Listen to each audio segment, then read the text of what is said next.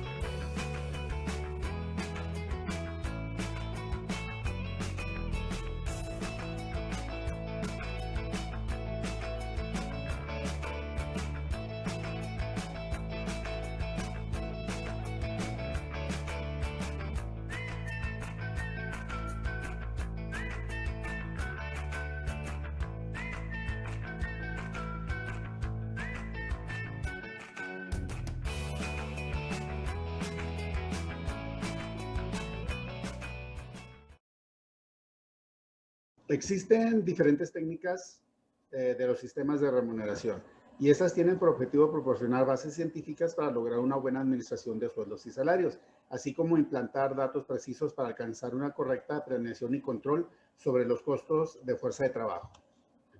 Vamos a ver algunas de ellas.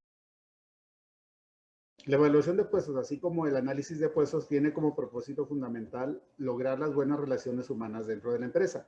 Dentro del análisis y evaluación de puestos, como primer apartado, habría que evaluar las actividades que realice el trabajador, así como la jerarquía de dicho puesto, por lo que es necesaria entonces la jerarquización de puestos. Los cargos se integran en una escala subjetiva de acuerdo a su importancia en comparación con otros puestos.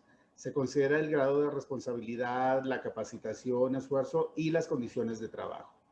Por ejemplo, los siguientes cargos están jerarquizados, por lo que en primer lugar quedaría el jefe de personal, enseguida el vendedor, luego la secretaria, después el cajero, el mensajero y por último el encargado de aseo, ya que este requiere un menor grado de responsabilidad, de capacitación y en cuanto a las condiciones de trabajo. Para realizar esto, se gradúan de acuerdo a distintas habilidades como en el siguiente gráfico. El nivel 1 es el trabajo sencillo, muy repetitivo, hay supervisión, la capacitación es mínima y es de poca responsabilidad. En el siguiente nivel es un trabajo sencillo, repetitivo, que requiere de cierta capacitación. En ocasiones el empleado debe mostrar iniciativa y su responsabilidad es baja. Para el nivel 3 el trabajo es sencillo, pero con algunas variantes. Hay supervisión, se requiere capacitación y se tienen ciertas responsabilidades. Siguiente nivel sería el puesto algo complejo, hay supervisión, requiere un nivel alto de capacitación, el empleado es responsable del equipo y debe poseer iniciativa. El nivel más alto pues es el trabajo complejo y variado, se requiere capacitación especializada, el empleado es responsable del equipo y las normas de seguridad, debe poseer un alto nivel de iniciativa.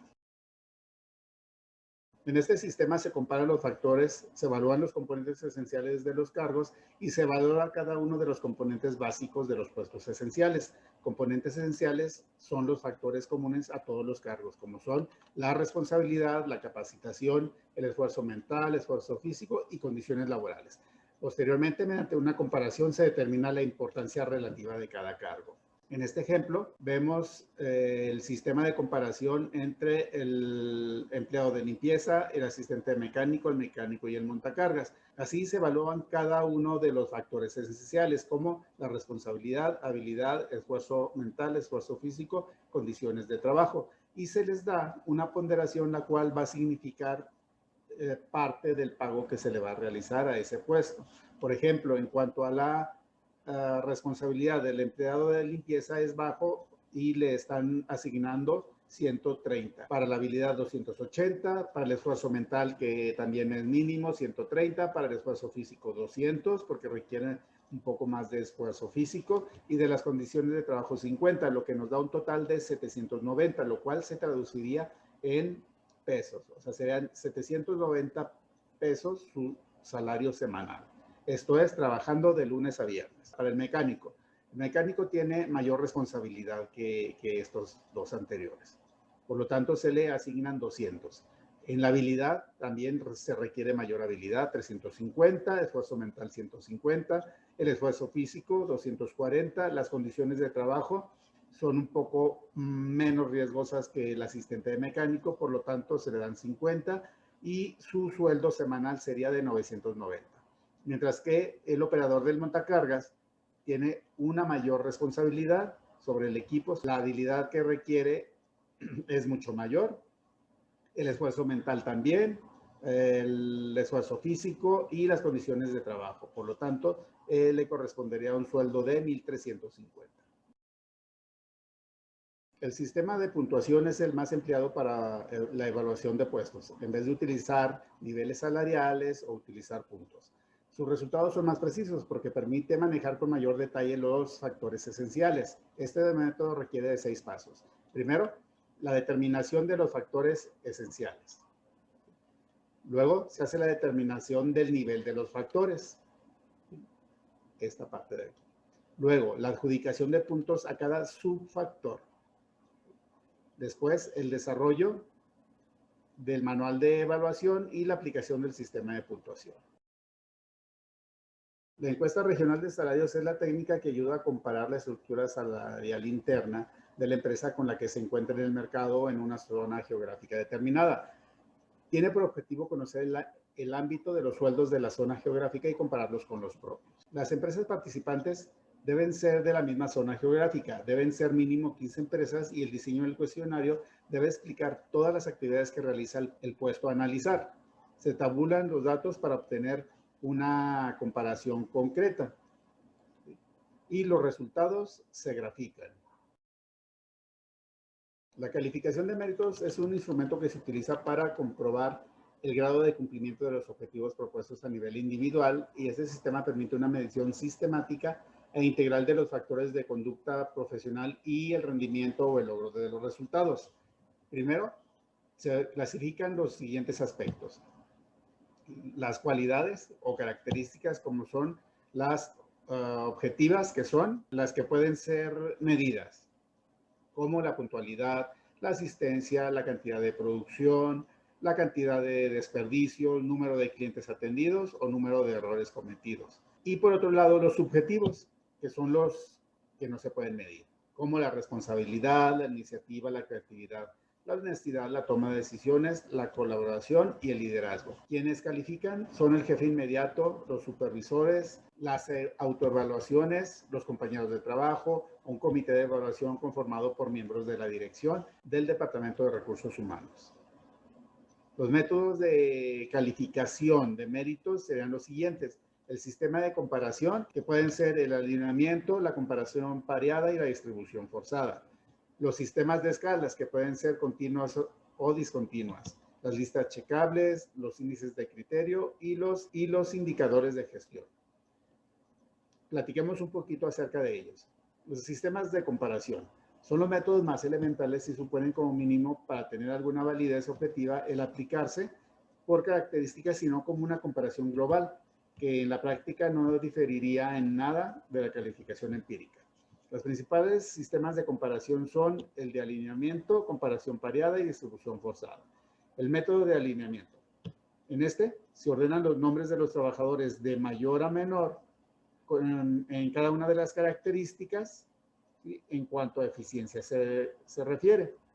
¿Cuáles son las ventajas y desventajas? Este es un método muy sencillo que todos los supervisores pueden entender, pero exige que los trabajadores queden en distinto nivel, siendo que tratándose de características subjetivas, en realidad muchas veces habrá varias personas de idéntica calificación. La comparación pareada consiste en hacer un alineamiento de los trabajadores de un grupo o sección por cada característica, pero a base de una previa comparación de los trabajadores de dos en dos.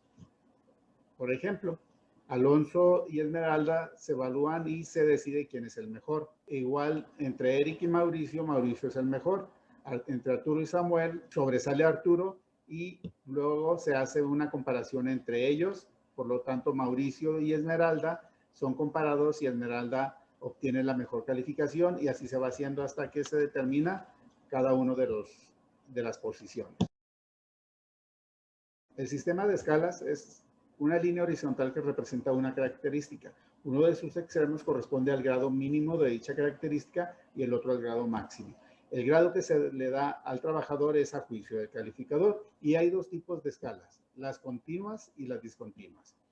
Veamos las continuas. Son aquellas que no tienen divisiones, de tal manera que el paso de un grado de la cualidad al siguiente se hace de un modo insensible.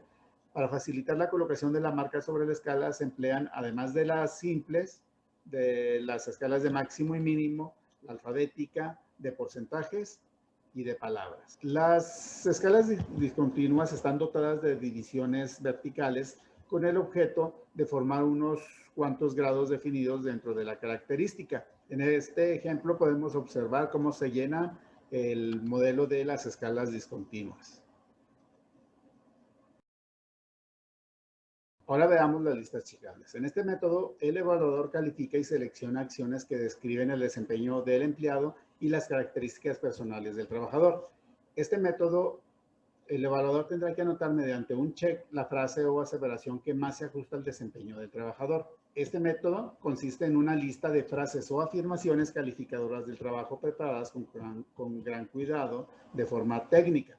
Por ejemplo, utiliza eficientemente su área de trabajo, muestra moderado interés en su trabajo, no es muy cuidadoso con su equipo, trabajo sistemáticamente bueno, trabaja con ritmo lento pero estable, etc. Todas estas frases tienen que referirse a las cualidades o características del trabajo de los empleados.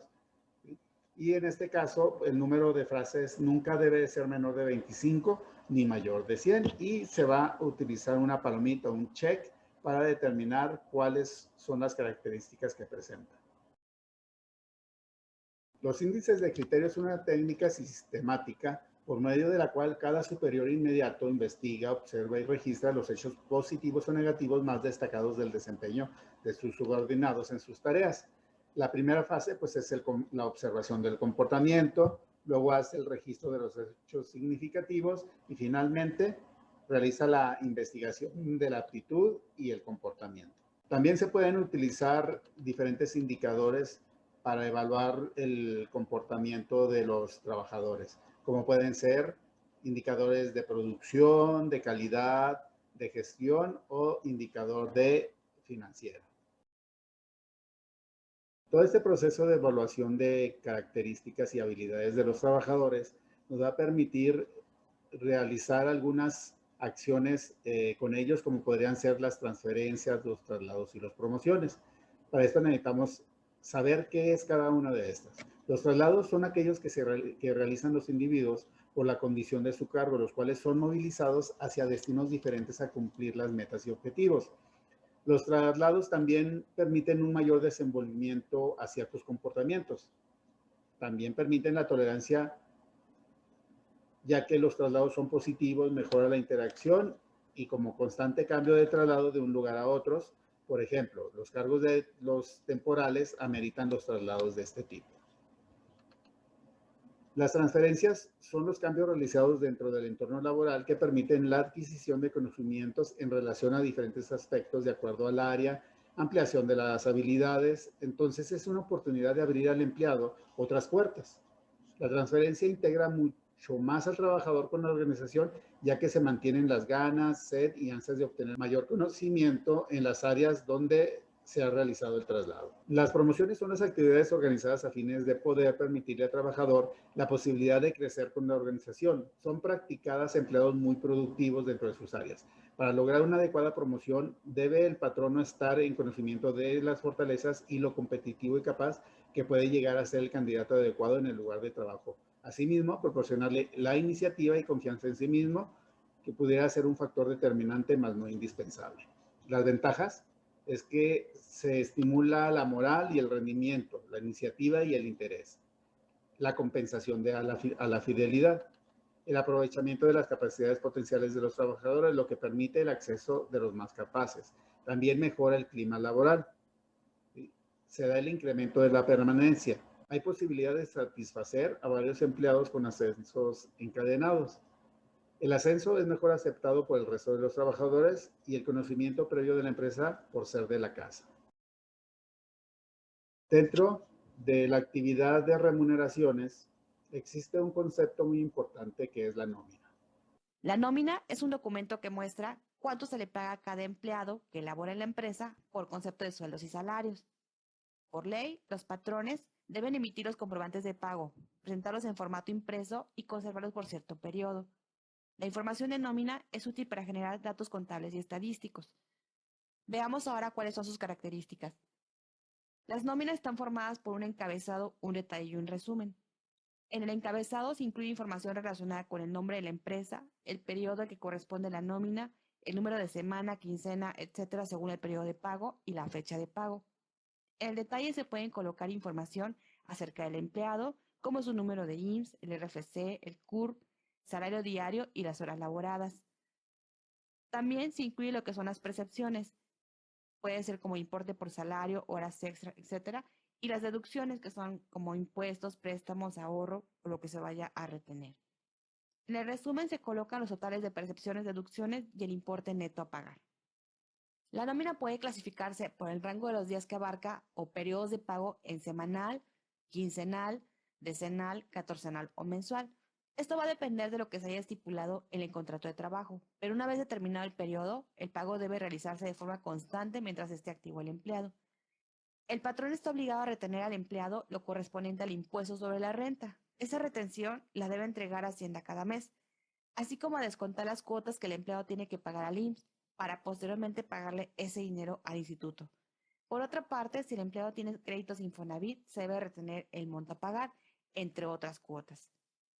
Para calcular la nómina de los empleados se puede hacer de forma manual o utilizando el Excel. Es común esta práctica en las pequeñas empresas. Pero el utilizar sistemas de nómina facilita el cálculo y la generación de información para el IMSS, para Infonavit y el SAT, así que te recomiendo que cuentes con uno. La nómina es una obligación legal para cualquier empresa en México establecida en la Ley Federal del Trabajo, en el Código Fiscal de la Federación y en la Ley del Seguro Social en México. Platicaremos acerca de los componentes de la nómina. Primero, las percepciones necesarias a pagar. Esto se compone de todos los ingresos a los cuales el trabajador tiene derecho debido al trabajo realizado y a su desempeño en el mismo. Esto puede ser el sueldo, las prestaciones sociales al trabajador, las prestaciones laborales y las horas extras. Las deducciones son todos los conceptos por los cuales se retendrá parte del pago del trabajador, siempre de acuerdo con la ley en materia y sin que afecten a los trabajadores involucrados. Por ejemplo, las retenciones de impuestos y la retención del seguro social. Puede ser realizada de tres maneras distintas: por periodo, por tipo de percepción y por contrato. Por periodo puede ser semanal, catorcenal, quincenal o mensual. Por tipo de percepción puede ser extraordinaria, por ejemplo, el aguinaldo o la participación de los trabajadores en las utilidades. Y también puede ser ordinaria, como los sueldos comunes. En cuanto a la periodicidad por contrato, pueden ser nómina de socios, personal de base y personal eventual. El proceso de elaboración de la nómina es el siguiente. Primero, definir pagos y deducciones. Después, definir periodos de pago y calendarios. Dar de alta nuevos empleados y clasificarlos según su tipo. Del sueldo final de los empleados, tomar en cuenta las faltas, incapacidades, horas extras, permisos con o sin goce de sueldo, vacaciones, etc. Calcular pagos extras o descuentos adicionales que deban realizarse. Después, calcular de manera previa la nómina. Volver a calcular y generar ajustes necesarios. Después, obtener reportes y archivos necesarios. realizar el pago a los empleados y finalmente cerrar nómina y declarar los pagos mensuales. Ahora vamos a hablar de las percepciones. Primero tenemos el tiempo extraordinario. Es la extensión de la jornada de trabajo por circunstancias extraordinarias. Sus reglas en la Ley Federal del Trabajo nos dice que no puede exceder de 3 horas por día ni más de 3 días a la semana. Es mejor conocido como tiempo extra doble, ya que su pago por hora es del 200%. Su fórmula sería: la hora doble es igual al salario diario entre 8 por 2. Luego está, si excede la disposición anterior, la condena para el patrón es pagar este tiempo excedente al 300% por hora, comúnmente llamado tiempo extra triple. Y su fórmula es hora triple igual a salario diario entre 8 por 3. La prima dominical es una prima adicional del 25% por lo menos cuando los trabajadores presten servicio en domingo de forma habitual. Esto debido a que el legislador al momento de redactar la ley indicó que debe procurarse que el descanso semanal del trabajador sea en este día de la semana. Su fórmula es prima dominical igual al salario diario por 0.25.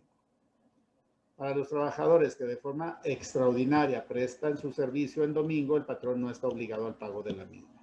Descanso laborado. Cuando el trabajador presta sus servicios en su día de descanso, se paga un salario doble. Entonces la fórmula sería descanso laborado igual a salario diario por 2. Las vacaciones son días de descanso para el trabajador con goce de salario de acuerdo a su antigüedad. Entonces su fórmula sería vacaciones igual al salario diario por los días de vacaciones. El artículo 76 de la Ley Federal del Trabajo nos indica claramente cómo es que se otorgan las vacaciones en el trabajo. Y esto es que aquellos trabajadores con más de un año de servicio disfrutarán de 6 días de vacaciones. A partir de entonces, y por cada año laborado, se le sumarán 2 días más hasta llegar a 12 días, que básicamente son 4 años. Desde el cuarto año, solo se le sumarán 2 días de vacaciones por cada 5 años de trabajo. Por lo tanto, nos quedaría que para el año 1 son 6, para el año 2 son 8, el 3 son 10, 4, 12, y a partir del 5 hasta el 9 van a ser 14 días. A partir del 10 al 14 van a ser 16 días y del 15 al 20 al 19 van a ser 18 días. La prima vacacional es como mínimo el 25% adicional sobre los salarios que corresponden durante el periodo vacacional. Entonces su fórmula es la siguiente. Prima vacacional es igual al salario diario por los días de vacaciones por 0.25. Salario es la retribución que recibe el trabajador por su trabajo y puede ser salario diario, que es aquel en donde nuestro salario normal se expresa en días. Cuando el salario se fije por semana, por mes, etcétera, se dividirá entre 7, entre 30 o según sea el caso. El salario diario integrado es el salario diario más todas las prestaciones que la ley puede o no obligar. Además de incluir las prestaciones mínimas de ley, también puede incluir otras prestaciones como pueden ser comida, habitación, transporte, vales de despensa, etc. Suman los 365 días de un año más las prestaciones mínimas que son vacaciones, prima vacacional y aguinaldo. Entonces serían 365, serían 15 días de aguinaldo por ley, 1.5, que es el 25% de 6 días de vacaciones para el primer año que por ley corresponde. Ojo, el 25% es referente a la prima vacacional mínima de ley. Entonces tenemos un total de 381.5. A este resultado lo dividiremos nuevamente por el número de días del año, es decir, 365. Y el resultado será un factor de integración de 1.0452. Por supuesto, conforme pasa el tiempo, o sea, para el siguiente año, este factor de integración va a cambiar debido a que se incrementa, ¿sí?, el porcentaje de días de vacaciones correspondiente a la prima vacacional. Salario mínimo es la cantidad mínima que puede recibir un trabajador por sus servicios prestados en una jornada de trabajo. Sus importes varían cada año. Por ejemplo, en el 2019, la zona geográfica general tenía un salario mínimo de 102.68 y la zona libre de la frontera norte tenía un 176.72. La indemnización de 3 meses se refiere al pago de 3 meses por despido injustificado. Su fórmula es salario diario integrado por 90. Aclarando entonces que aquí vamos a utilizar el salario diario integrado que habíamos calculado en este apartado. La indemnización de 20 días por cada año de servicio se refiere a que cuando se niega la reinstalación del trabajador por despido, normalmente es una decisión de un juez en un juicio, y su fórmula es indemnización de 20 días igual a la antigüedad en años por 20 por el salario diario integrado. También aquí utilizamos el factor de integración.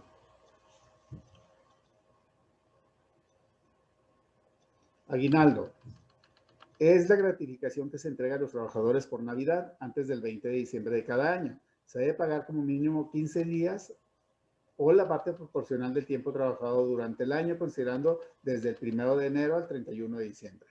Su fórmula es aguinaldo es igual a 15 días por salario diario.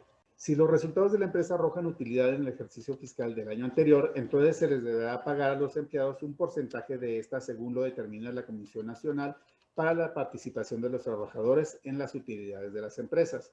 El pago del PTU se deberá efectuar dentro de los 2 meses siguientes a la fecha en que se presenta la declaración anual de personas morales, pero la normalidad es que su límite se extienda hasta el 31 de mayo de cada año.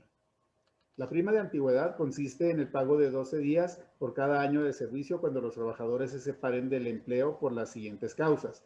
El trabajador ha cumplido 15 años de servicio en la empresa por lo menos, por despido por causa justificada o injustificada, o por la muerte del trabajador, en este caso se paga a sus beneficiarios. Y el salario que se tomará como tope para su cálculo son 2 salarios mínimos del área geográfica del trabajador.